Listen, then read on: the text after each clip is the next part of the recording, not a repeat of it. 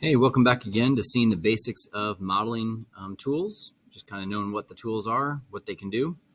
So let's add another part studio. In this one, we're going to rename Lofts. So we're going to try the Loft tool.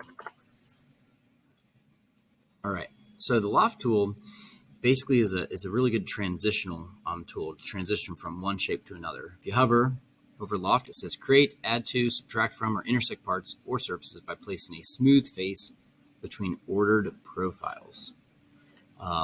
So it can be really good to transition from one shape to another.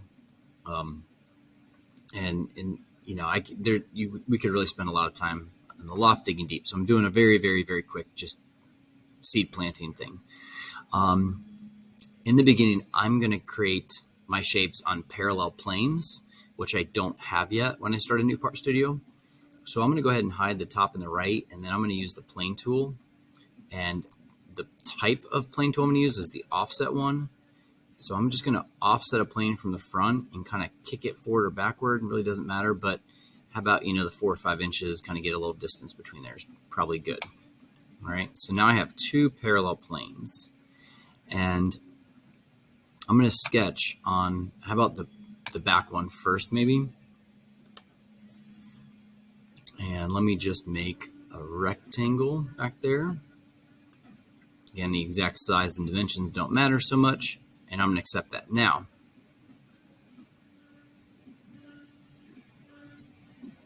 let's see. I don't know, my thing's kind of turned around. Where's my front? There's my front. Okay.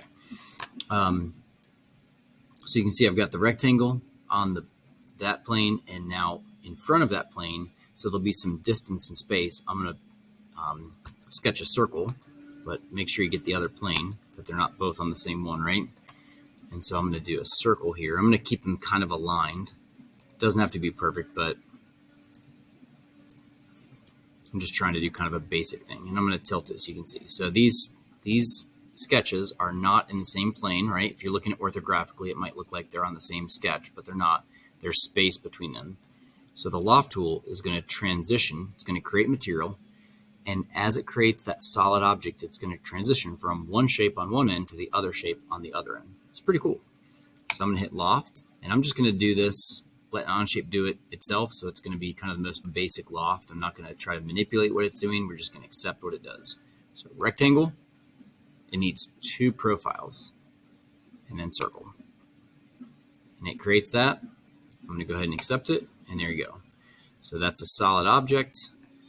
If I turned on a section view based on that face plane, it looks like a circle on one end, but as it's transitioning, it starts to look more rectangular, right? So on one end, it's very much looking like a rectangle, not a perfect rectangle until it's at the other end, but so it's morphing and transitioning from a rectangle to a circle. It's pretty cool.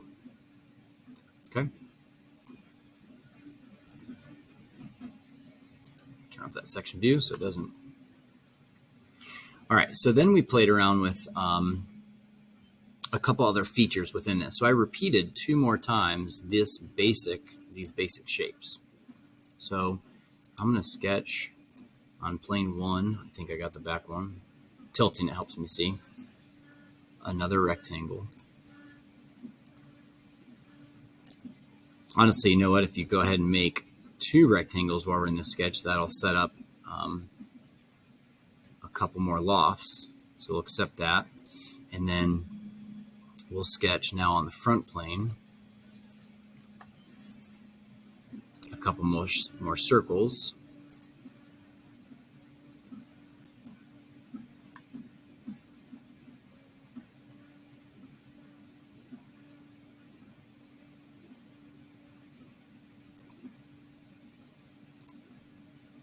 And then before we accept this, I'm going to place some points. They don't have to be perfectly evenly spaced, but I'm going to try to somewhat evenly space them out, okay, around the circle. And I'm going to go ahead and put, I don't know, the exact location here doesn't matter, but I'm going to go ahead and put a point on that one as well. I don't need 4, but okay. So now when I turn on the loft tool, this will be a loft and that'll be a different loft. So I'm going to still select my two shapes. Okay. And it kind of gives the old prediction, like here's what we think. But instead of just accepting that, I'm going to collapse this end condition thing. We're going to try one of these options down here, match connections. So you notice that you have what looks like an edge as it transitions from one shape to the other. You see those lines. Onshape figured out where to put those on their own. So instead of it doing it on its own, we're going to hit match connections, but we need points then. And so I'm going to choose a point on the rectangle. And then this point seems to be the most natural one for it to match up with in a straight line. If I choose that, you can see what it does. But I'm going to deselect vertex 4 and try now another one. Try one of the next ones, either going kind of clockwise or counterclockwise. Either way, choose the next one. And you can see that now if I choose a different connection, it creates a twisting effect that can be really cool. So I wanted you to see that you don't have to have it extrude or loft in a more straight line, but you can actually try to manipulate that a little bit. Okay, so that's kind of cool. All right, so the next one, we're going to try another feature, but that requires a third thing, a third sketch, not just two profiles. I need a plane that I can draw on that is kind of connecting these two sketches. So I'm going to turn the plane tool on.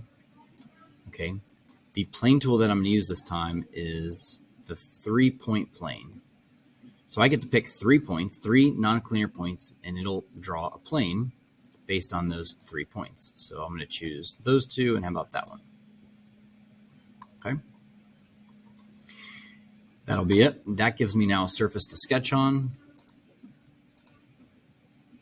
And I'm going to use an arc. There's my 3-point arc to go from one of the points that made up that plane, so the one on the circle, to one of the points on the rectangle that made up that plane. So I'm going to do kind of a soft arc.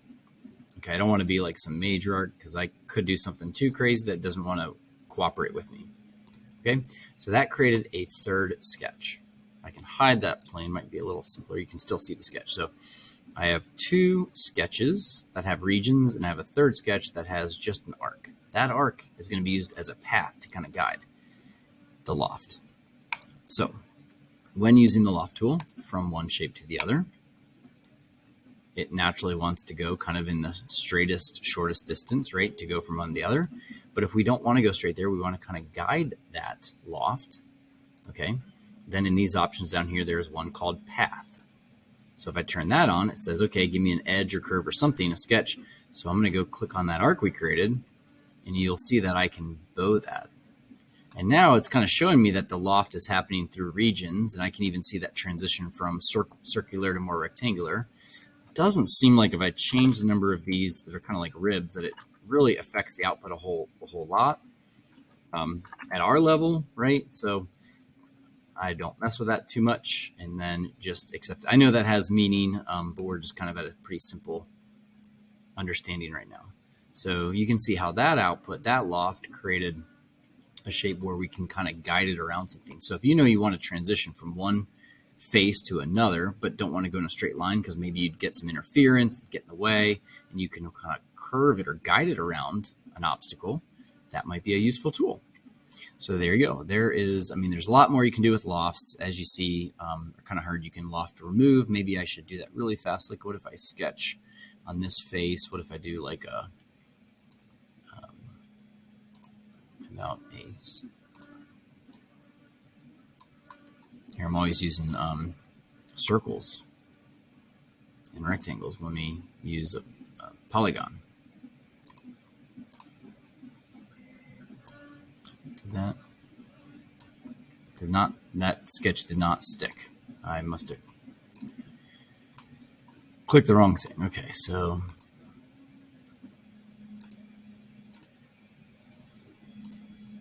there you go. All right, so when lofting, just want you to know that you can also have it on remove, so it doesn't have to be used to create material. It can be also used to remove material. So what if I loft from one shape to the other, but I have it on remove, right? Then now we've created this path on the inside, and that path, that opening, is an opening that transitions too. So if you kind of think that section view thing was really cool to help see the inside and understand something, I'll turn that on again real quick. So I'm going to turn section view based on, well, it's already got a plane. It's remember from last time. That works for me. So now you can kind of check out that void on the interior and see how, because it's hard to look through that hole and really see that it changes. Now you can really see how that void in the middle is transitioning from a hexagon on one end and somehow trying to morph from a hexagon into just a rectangle. So two of those sides seem to be collapsing into one side. So pretty cool. There you go. So there's a basic introduction of what the Loft tool might do for you.